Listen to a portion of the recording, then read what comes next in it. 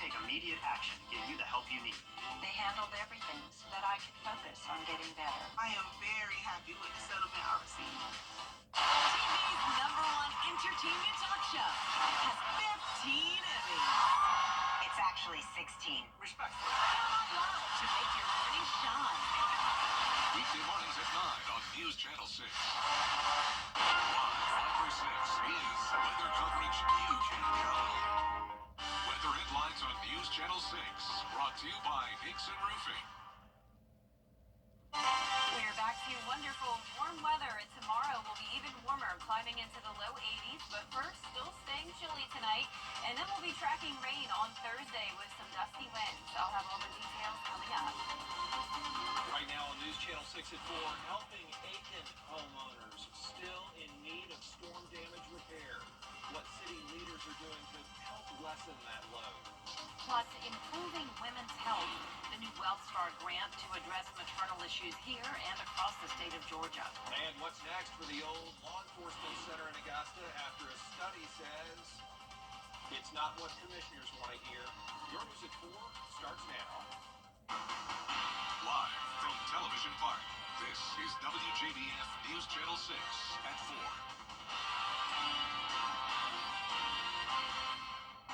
Good afternoon, everybody. I'm Brad Means. And I'm Jenny Montgomery. Thank you so much for joining us. Coverage you can count on begins with help on the way for Aiken homeowners struggling with home repairs after Hurricane Helene. The story from Aiken Bureau Chief Sean Cabbage-Stock.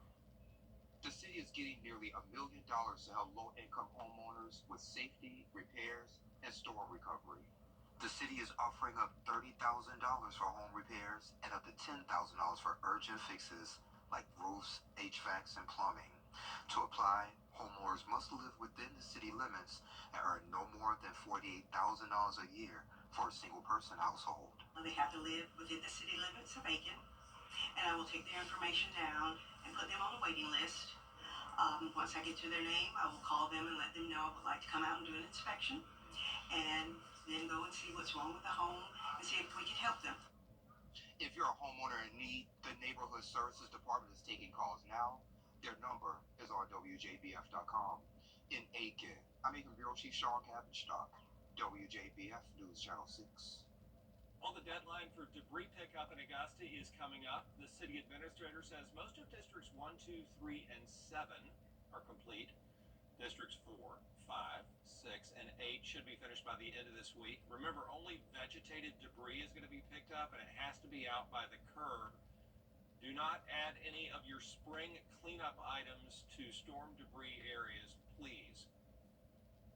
Turning now to the weather. Our chief meteorologist, Jenna Petracci, is joining us now on an absolutely picture-perfect day. A lot of people saying springtime has already arrived, Jenna. Gorgeous outside today.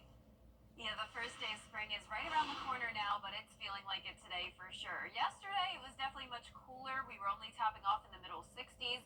But check out our Terry Lambert Hyundai Sky View Cam. Abundant sunshine, a bit breezy. And those temperatures are now up to around 14 degrees warmer in some of our northwestern counties than it was yesterday. Everyone at least around 8 to 10 degrees warmer. So we're seeing all those 70s. 70 in Allendale, 73 in Thompson. Millen, you're at 74, 72 now in Aiken, 75 in Wrightsville, that's our warmest spot, and 73 in Waynesboro. The dew points are very low. We're all the way down to the low 20s in some of our communities, and then the winds are coming in from the southwest.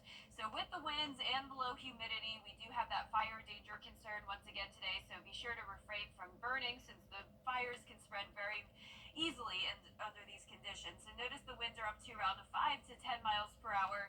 Clear skies for everyone, no rain in sight. High pressure is overhead, and then out to the west of us, we have some cloud cover along with a cold front that is now approaching Texas. This front will bring us a chance of rain by Thursday, but in the meantime tonight we are keeping the clear skies. We'll go down to the low 60s by 8 p.m. Looking ahead, you can still see we'll have a chilly morning down to 40 on Wednesday, but then climbing by over 40 degrees into the afternoon. 82 will be your high. Rain with windy conditions on Thursday as we cool down again, so we continue to see those back and forth temperatures. 68 on Thursday and then down to 34 on Friday morning. But we will warm up again soon. I'll have a look at that coming up. But back to you, Brad. All right, Jenna, thanks. Tonight, Aiken County Council could talk about the termination of the contract with the Wagner Fire Department. Right now, the district is at risk of splitting from the city of Wagner because of a funding shortage. Council members tabled this at their last meeting. The agenda showing they are looking to remove the item. We'll find out what that means when the meeting gets underway at 7 tonight at the Aiken County Government Center. Augusta city leaders want to revitalize a big piece of downtown property, but consultants out of Atlanta say a development, maybe a grocery store or retail shops, just wouldn't be a good fit there. It's the old LEC property. Wellstar, MCG Health, and the Augusta Metro Chamber coming together to host a women's health luncheon. Bria Smith was there. She joins us now with more. Bria? That's right, Jenny. And the luncheon featured several different experts ranging from Wellstar, MCG Health to Augusta University and local organizations. Now, panelists spoke on a variety of topics related to women's health, like maternal mortality and its significance, not only in the country or state, but right here in the CSRA. Wellstar has received more than $5 million from the Healthy Start grant to address the ongoing maternal death issue across Georgia. Panelists saying raising awareness is the first step to reducing the increasing numbers of deaths during childbirth.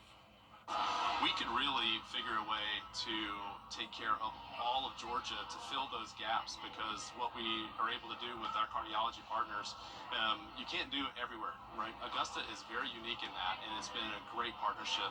But how do we do that in other areas? And I really think that what I want today is to make sure that one of the solutions that we see is how do we take those kind of things and really get them out into the communities. Now, experts say that nearly 80% of deaths are preventable. It's all about reducing and eliminating any kind of opposing risk factors. Back to you all. Thank you. Helping women who may feel stuck in the cycle of abuse. That's one woman's goal for starting her nonprofit. Isabella Moody has the story. The founder of the Colin James Barth Outreach named the organization for her late husband. He died from pancreatic cancer about 15 years ago. Julie Barth says she eventually remarried and found herself in a situation of emotional abuse. She says she wanted to create this nonprofit to support and be there for women who are going through the same thing. Our charity is focused on providing legal services for women who are going through divorce situations, for emotional, economic, financial abuse, because there's so many different legalities related to it. You're trying to protect your children when you're losing pretty much everything, and right out the gate you're talking about like $20,000 just to represent yourself. Clients come to the outreach through referrals from counselors or legal teams. If you know someone who needs help, you could reach out. They are also interested in mentoring programs in the future. It's hard to be a woman right now. You know, you're in 20 different spots, you're trying to do 80 different things. You don't want to ask for help, but if we don't stand up for ourselves and start doing things to take back the power, you know, we work so hard for everybody else. Tatum, a self-taught artist and Barth's daughter, creates artwork, and a percentage from the sales goes directly to the foundation. Originally, I was like, we'll pay mortgages, we'll pay for childcare, and hopefully that's our future. For right now, I just feel like if we could take that one burden off of women who are in these, you know, horrible situations, they don't know where the next dollar is coming from, they're worried about their children. If we can just make them feel supported. They will be holding fundraisers in the next few months. For more information on when they are announced or details on Tatum's art, you can find that on WJBF.com. In Aiken, Isabella Moody, WJBF News Channel 6. Augusta Technical College honoring those who make it easier for students to pay for classes. Today, the college held its annual scholarship celebration to honor those donors. People who have given generously to support students include Augusta Tech's own employees, alumni, and community partners. Some 180 or so students getting more than $117,000. Well, I think it's really important for people to remember that Augusta Tech is preparing students to come into the workforce. Most of our students stay here after they graduate. Without these scholarships, students may have to stop out because they've got to work and take care of their families.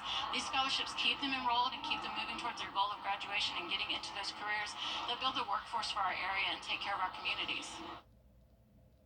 New scholarships have been created, including one for family members of firefighters and EMTs and women pursuing STEM careers. The Your Hometown Road Trip team is headed back to Appling. They'll be stopping by Sanderland Greenhouses for gardening tips, getting some food at Granddaddy's Kitchen, and checking in with the owners of the Georgia Hat Company. We are very proud to be from Appling, and we're proud to have our business here, but we are so thankful and grateful for all of the support that everybody has given us. You can catch the Your Hometown Road Trip team tomorrow at 12:30 right here on News Channel 6. NASCAR continues this coming weekend as the sport invades Florida. Coming up, a preview of the 6th race of the 2025 season. News Channel 6 producer Tara Hatney has it all locked down for you. And it's going to be chilly tonight, but very warm tomorrow. We are climbing into the lower 80s, staying sunny and dry. Then our next chance of rain comes in on Thursday. It will be a breezy day as well, but a great weekend ahead. I'll have all the details coming up in the full Viper 6 forecast.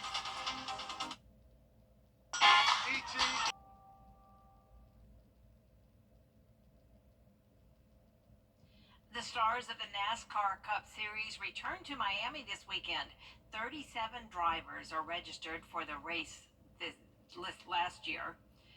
And you might remember Tyler Reddick beat Ryan Blaney and Denny Hamlin with a stunning last lap pass for the win. All three NASCAR levels will be at the track, so you won't want to miss the action. Driver Matt DiBenedetto explains about the Homestead track and race standouts. Ripping the wall, man. Running the Larson line's always fun there. I love Homestead. We as drivers always love places like that, especially because even though it's a mile and a half, man, when tires wear out, you feel like you're on straight up ice. And it's really fun to drive. And if people could ride as a passenger along with us at Homestead, they'd be like, these guys are crazy. The road to the NASCAR Xfinity Series Championship is roaring into the sunshine today.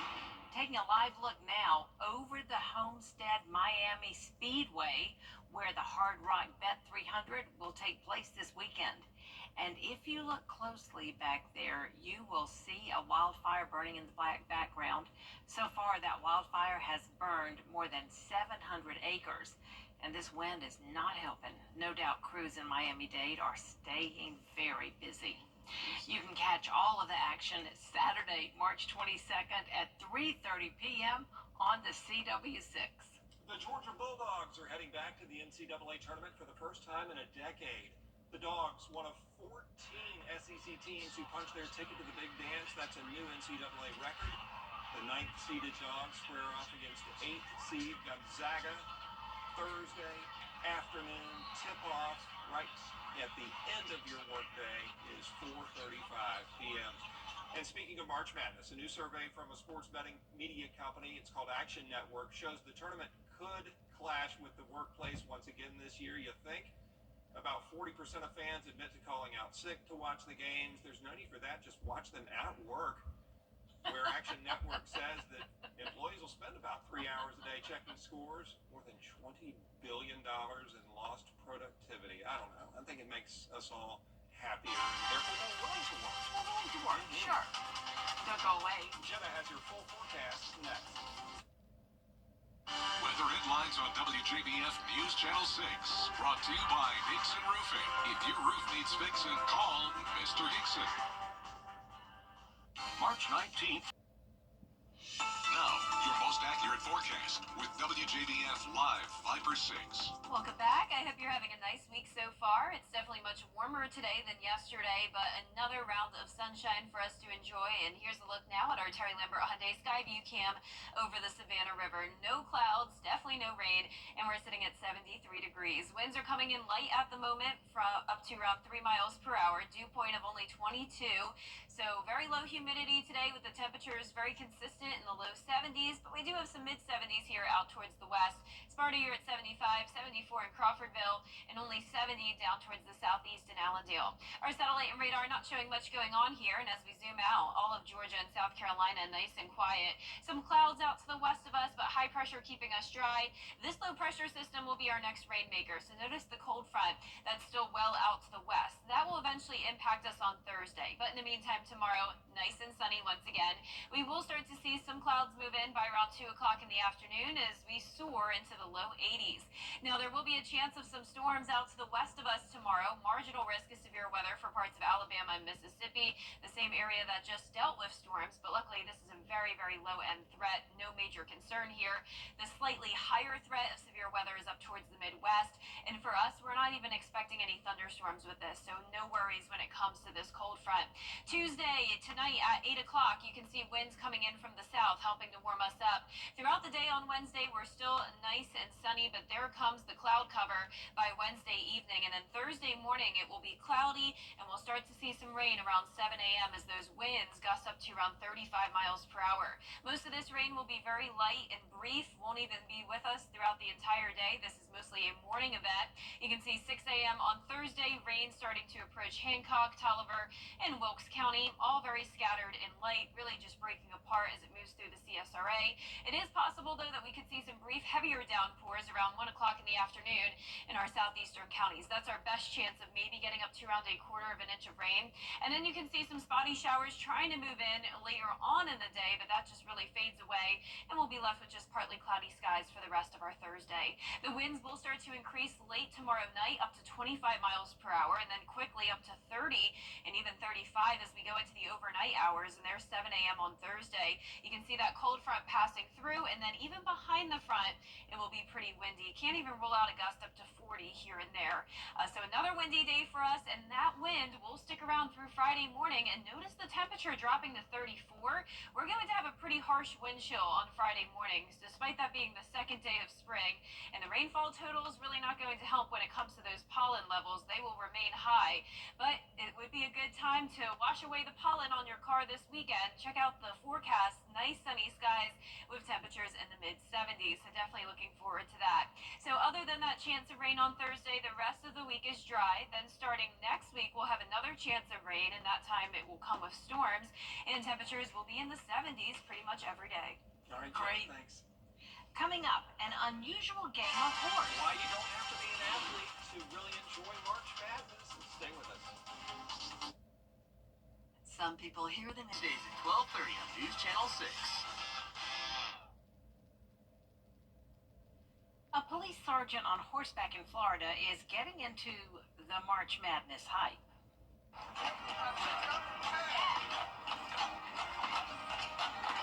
Way downtown. That was Jacksonville, Florida Sergeant Ben Roden banking a shot in while on his police service horse named Ace. I was going to say, I recognize that logo for the JSO. Brings back memories growing up. The horse seemed to take the point all in stride. It clearly was not as excited as the deputy who made the shot, but still, a commenter on social media says it's taking the game of horse to a whole new level, which it really is. Horse on a horse. A lot more coverage you can count on at 4:30. Including a bill that would shift focus on civil lawsuits for individuals to liquor liability in South Carolina. What changes lawmakers want to make this bill?